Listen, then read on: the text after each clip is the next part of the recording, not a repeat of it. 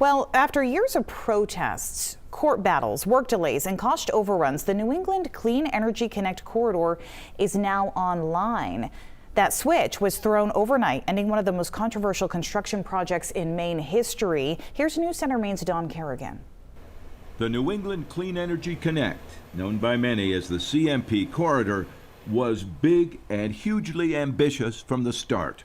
A brand new 1,200 megawatt transmission line taking electricity from Hydro-Quebec in Canada 145 miles from the border to Lewiston, where it would then connect to the Maine and New England electric grid.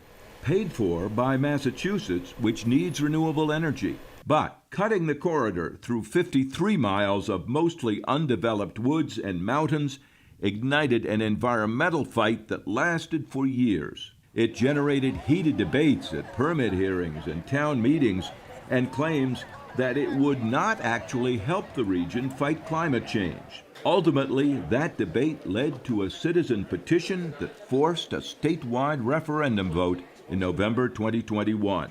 That vote went decisively against the company and the corridor.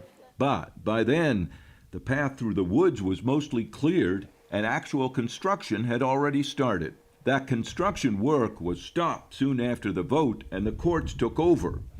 Then finally, a year later, the Maine Supreme Court ruled that the referendum violated the company's vested rights and declared the vote invalid. In the summer of 2023, construction resumed. Because of all the challenges and delays, the projected price tag grew from just under $1 billion to a projected $1.5 billion. A project that took far longer and cost far more than the planners ever expected, but is now complete. And while there are likely many Mainers still unhappy about it, the line that was so controversial for so long is now done. Its power flowing and part of the region's electricity supply for decades to come. Don Kerrigan, News Center, Maine.